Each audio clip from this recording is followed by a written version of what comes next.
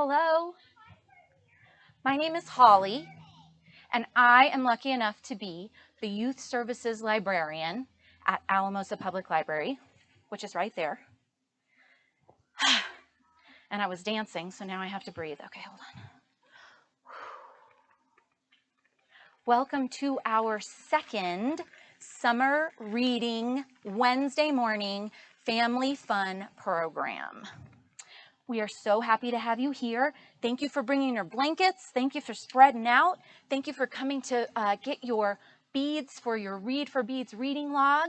Thank you for signing up for our programming, because without you, we would be bored and lonely, which we were for about a year and change. So since our summer reading theme is tales and tales, today we're going to talk about crocodile tales. So thumbs up if it's cool with you if I read a couple of stories and practice my story time skills. Okay, so go easy on me. I might mess up a little bit, but that's what practice is for, right? Just like when you're practicing your reading, when you're learning to read, you do it over and over and over again so that you get really good at it. That's what I'm going to try to do today. Okay. So our first story, do you remember the subject that I said we were going to learn about today? Crocodiles. So I have first a nonfiction book about crocodiles. Now, usually in story time, we're all in a room together and we can sit really close, but we're kind of far away today, which is okay.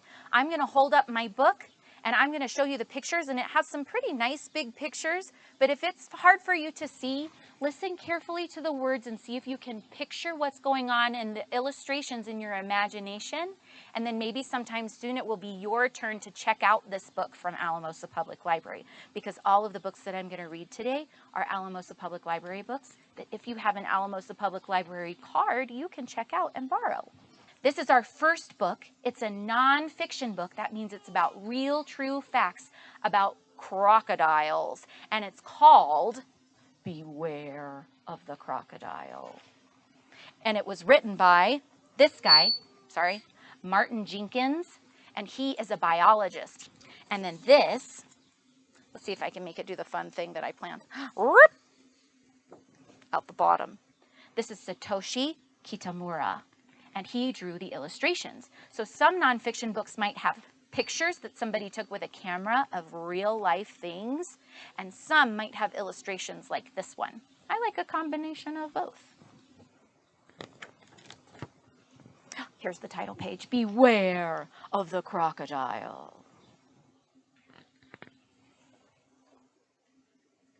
If there's one thing you should know about crocodiles, it's that they're really scary. Or at least the big ones are. They've got an awful lot of... Let me see your teeth. This is a dental inspection. If you need to pop your mask down, pop your mask down. Let me see those teeth. Oh, man. They're looking pretty shiny, pretty clean. Nice teeth, nice teeth. Not as scary as these teeth. And they're not at all picky about what they eat, as long as it's got a bit of meat on it. When it comes to hunting down their dinner, they're very determined and very cunning. They know all the places along the sides of the rivers and lakes where animals come to drink. Well, that makes sense. So there's the crocodile in the water, and some animals coming down to drink the water. And what do you think's going to happen next? Emma said, yum, yum.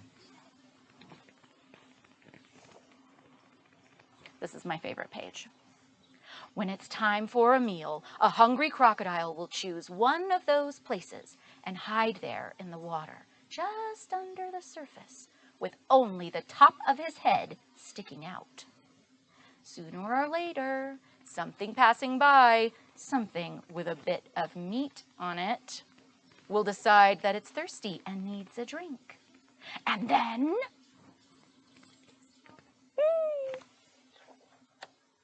there'll be a sudden lunge, a tremendous splash, and then, oh dear. What happens next is rather gruesome.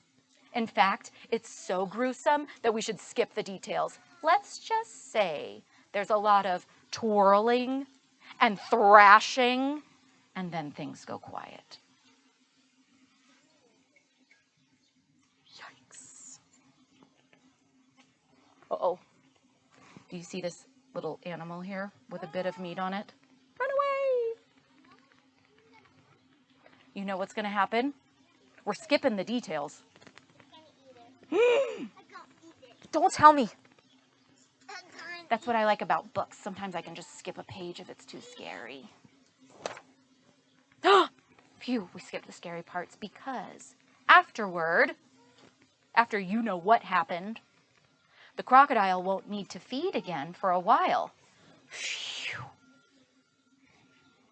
Instead, it spends its time cruising around, checking out places where it might find its next meal, or snoozing on a sandbank. Look, in this book, squeak, in this book, there are these little factoids on the sides that tells you something real true about crocodiles. You want to know what this one says?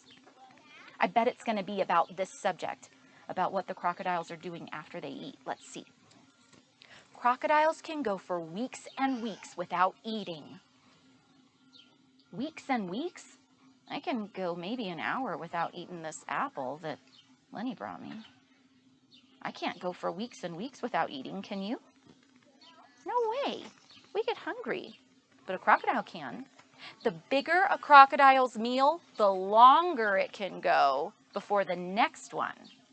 So it just had a really big meal, so maybe it can just hang out for a little while.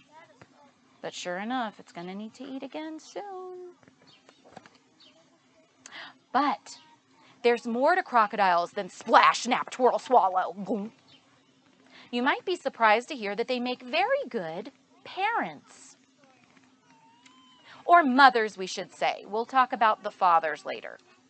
When she's ready to lay some eggs, eggs,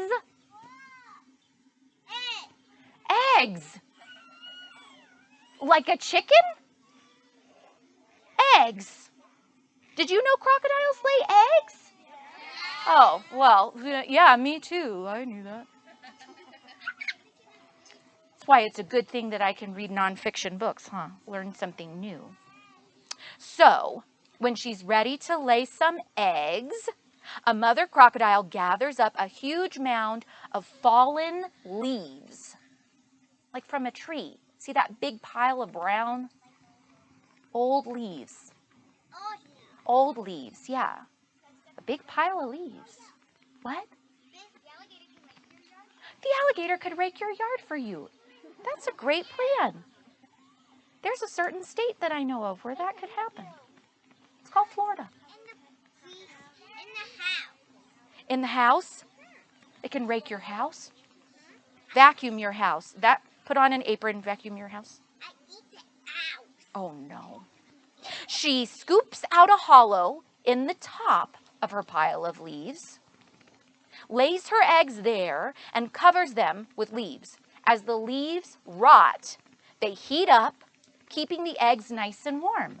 So as the leaves start to get browner and crumblier, and they start to really turn dusty, and they start to kind of disappear, they get a little bit warm. Did you know that? Yeah. Oh, we could read another book about composting another day. That would be fun. I have some in the Alamos Public Library that you can check out with your Alamos Public Library card. So, as the leaves rot, they heat up, keeping the eggs nice and warm. The mother can adjust the heat by piling up more leaves or scraping some away. What would happen if she scraped some leaves away? It would cool down, because they're so smart. Oh, here's a little factoid. Something real true about crocodiles. I get hot. Yeah, but then you scrape the leaves away and cool them down. I get hot. It says, a crocodile usually lays 40 to 60 eggs at one time. Marky, that is the right reaction. But a big one, like these saltwater crocodiles, can lay up to 90 eggs at one time. Whoa. That would be so many eggs. What animal can lay like 200 eggs? Oh, forgot. Okay, we'll have to look that up in a book. At Alamosa Public Library. Okay. You are silly. Ready?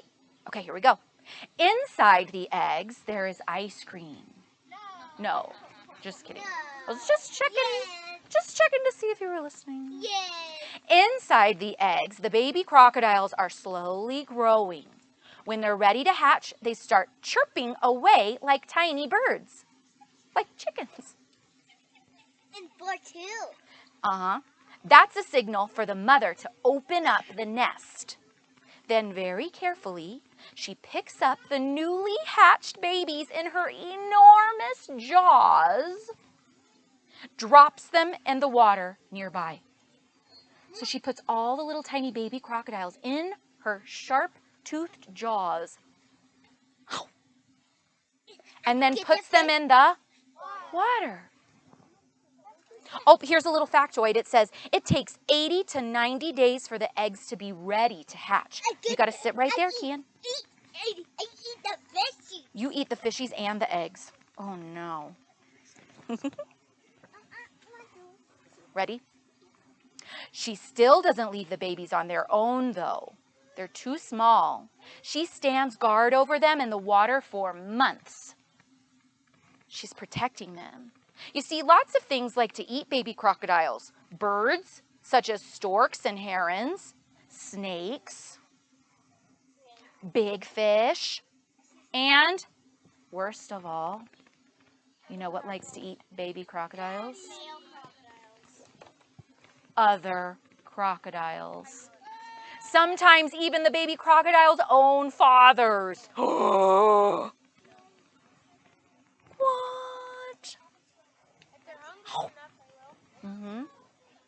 They couldn't find something else delicious. Look at those teeth. Can you see the teeth? Oh, man. Those are some sharp ones. Despite the mother's best efforts, a lot of the babies meet an unfortunate end, like being chomped by other crocodiles. But the ones that survive grow and grow and grow. Here's a factoid.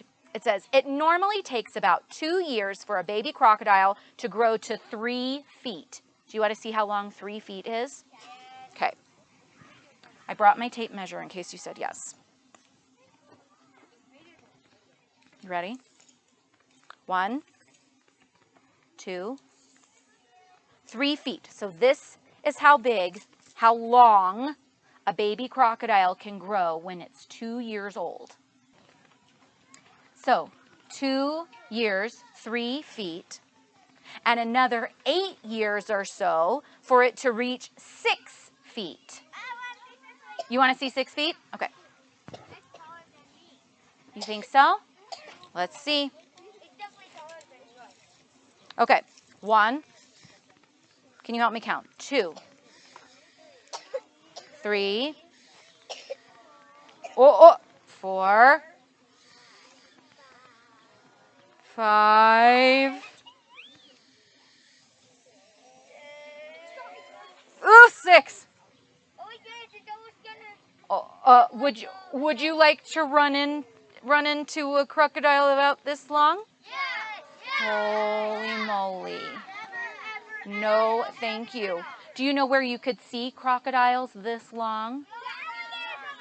At the alligator farm. Touch your nose if you have been to the alligator farm.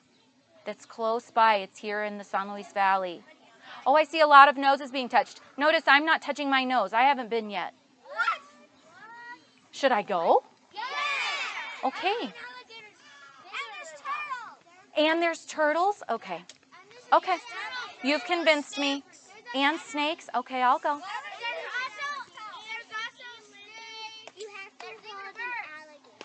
You have to hold an alligator? I'm going to read a little bit more about it in my newspaper about it that I found.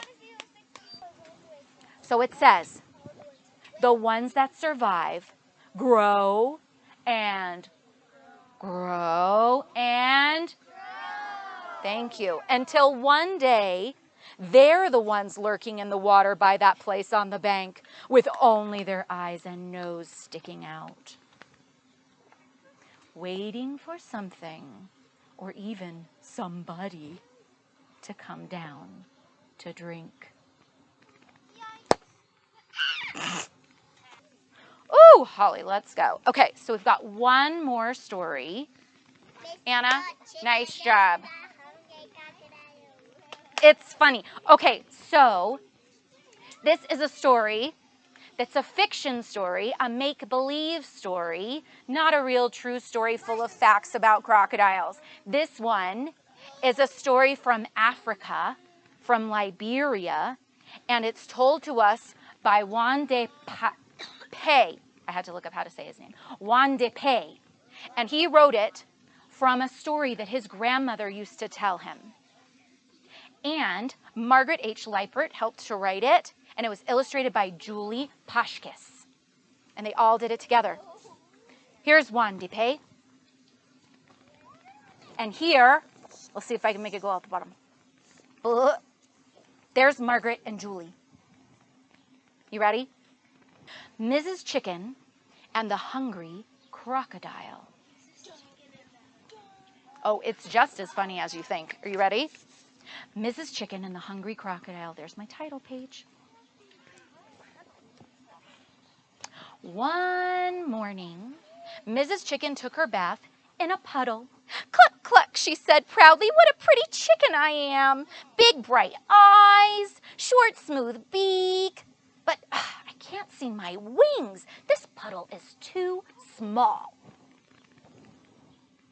She's looking at her, do you know what it's called? Her reflection in the water. Have you ever looked into the water and been able to see yourself looking back at you? Hi, Mimi. She's looking at herself in the water, see? Kind of like a mirror. But the puddle is too small. She can't see her wings. She wants to admire her wings. What's Chicken to do? So she walked down to the river to get a better look. She didn't know that Crocodile lay in the river all day long, waiting for her dinner. Do you see the tail? It does look a bit like a snake. A checkerboard snake. It's true. Mrs. Chicken leaned over the water. She said, I still can't see my wings. I see scaly green legs and a long mouth with sharp teeth. But where is my beak? Crocodile lay very still and waited. Yum, yum, she thought. That's my dinner. Is Chicken seeing her reflection now? No. She's only seeing Crocodile. Checkerboard crocodile. I look different in the river, said Mrs. Chicken. She turned to one side. Crocodile did too. Mrs. Chicken turned to the other side. So did Crocodile. I'd like a closer look, said Mrs. Chicken. She stepped into the river. Bad choice. What do you think's going to happen? No. No, I can't take it. Do you really think she's going to get eaten? Well, what do we know about crocodiles? They sit as long as it has a little meat on it, right? Let's see what happens next in the story. You ready? Let's see what happens in this one. So, she stepped into the river. Snap! Crocodile grabbed Mrs. Chicken's foot in her mouth. Bark! Said Mrs. Chicken. Let go! Ooh. Look at its mouth. Look at its nose. Snap. Crocodile shook her head.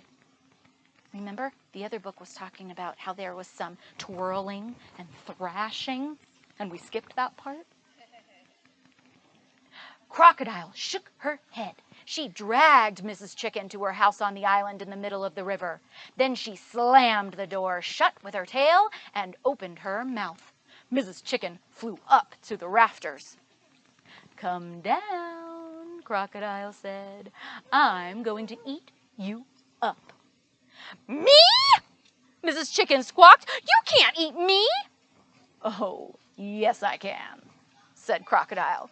"But," said Mrs. Chicken, "you shouldn't eat me."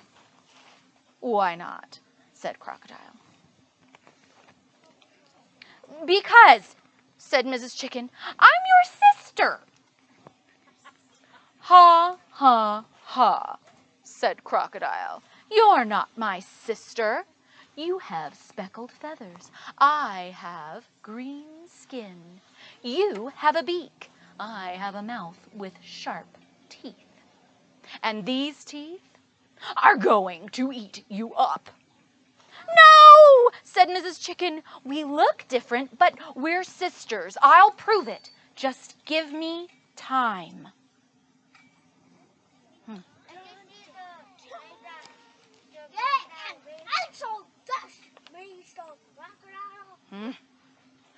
"All right," chuckled Crocodile. "I'll fatten you up. The longer I wait, the plumper you'll get." Crocodile yawned and curled around her eggs. Eggs? What did we learn in our nonfiction book? Well, you guys already knew that. You told me. But crocodiles lay eggs just like chickens.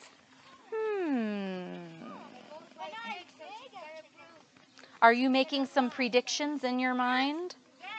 Okay, don't tell. But bad animals really like to eat chickens. Oh, I know. Foxes like to eat chickens. That's a different story. Okay, hold on. Let's finish this one. Crocodile yawned and curled around her eggs. Soon she was snoring. Mrs. Chicken made a nest in the corner opposite Crocodile and settled down to lay her eggs. To lay her own eggs. So wait, we got two sets of eggs here. Some eggs are crocodiles and some eggs are chickens. Every day. And they both laid 3, the same number. Good observation, Hannah. Every day, Crocodile gave Mrs. Chicken grain to eat. Every night, they fell asleep over their eggs. Mrs. Chicken got fatter and fatter. Crocodile got thinner and thinner. One evening, Crocodile said, "This is your last meal. Tomorrow will be my big dinner."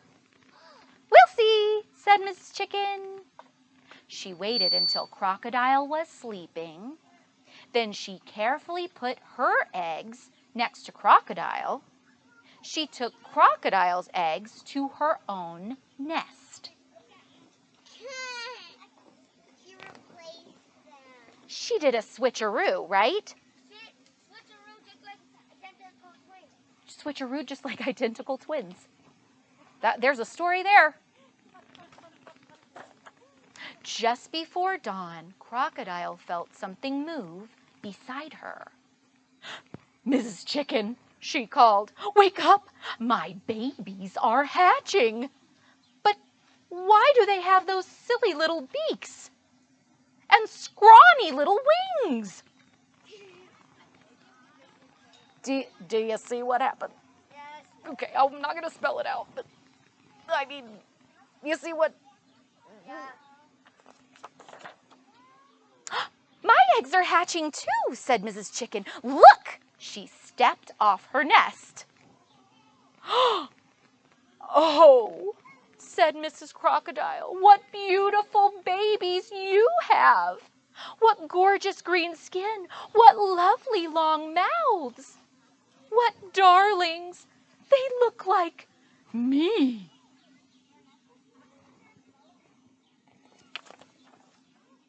"And your babies look like me," said Mrs. Chicken. "I told you we're sisters.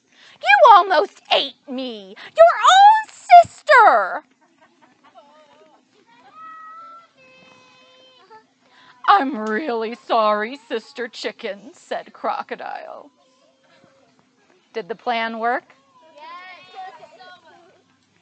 I have an idea, said Mrs. Chicken. Since you like my babies so much, you can have them. I'll take your funny-looking babies instead. Oh, thank you, Sister Chicken, said Crocodile. Don't mention it, said Miss Chicken. Sisters help one another. No, you're not sisters. So they switched babies. Okay. But we know the truth. Time for us to go home now, Mrs. Chicken said. She and her babies climbed onto Crocodile's back, and Crocodile carried them across the river. Well, that's very nice. That's very nice. Bye-bye, sister, Crocodile said. Mrs. Chicken waved her wing and hurried her chicks up the riverbank. See you soon, called Crocodile. No, you won't, called Mrs. Chicken as she disappeared through the trees. Come along, children. Cluck, cluck. Since that day, Mrs. Chicken and her children have never gone near the river, and they always take their baths in puddles.